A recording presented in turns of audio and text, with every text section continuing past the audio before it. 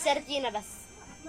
يلا أنواع السمك ذكي. يلا حجر ورقة. حجرة ورقة من قص. حجرة ورقة من قص. أنا رح أبدأ المعلومة الأولى. بتعرفوا إنه في حيوان ما عندهش قلب؟ لا قلب ولا عيون ولا دم ولا عظام. عجلات؟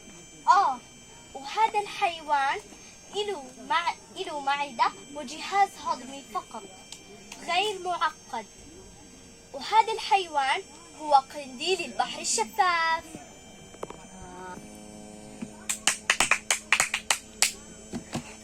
وهلا دور براء.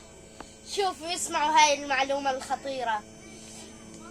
في المناطق الدافئة والاستوائية يوجد هناك سمكة ذات القلوب المتعددة.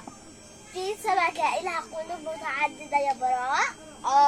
إلها أكثر من 7 قلوب زي الأخطبوط. شو عرفنا عن معلومات أكثر. شكلها مستدير وطعمها لاذع، ويتحول لونها من اللون الأزرق عندما نطهوها إلى اللون الأبيض.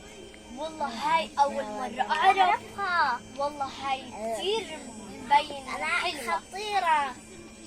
يلا احكم يا حبيبتي.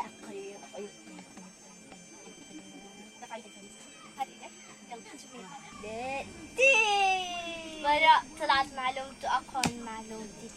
1-0. رح أهزمك في هاي المعلومة. أبدأ في المعلومة الثانية.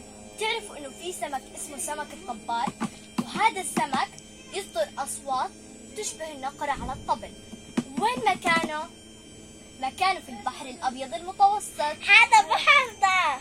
وبتعرفوا كمان إنه هذا الصوت النقر على الطبل اللي هي صوت السمكة، بيسمعوا صوت الصيادين بيسمعوا صوته من 60 قدم.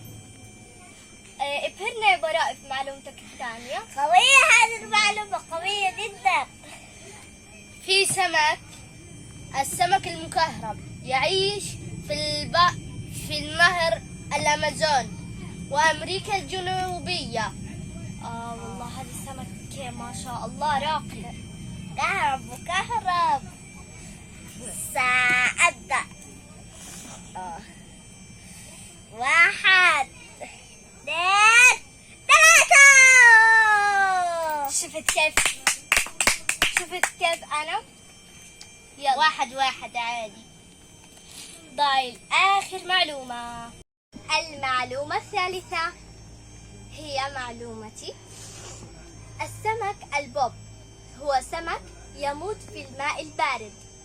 هذا السمك يتغذى على الطحالب الموجودة التي تنمو في المياه الدافئة. يعني أكم هتكون نسبة درجة الحرارة؟ 42.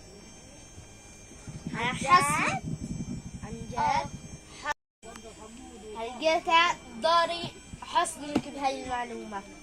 سمكة القرش العفري أنفه طويل ومسطح وشكله بشع جدا. يلا هلا دور التحليل. أنا الحكم. يلا 1 2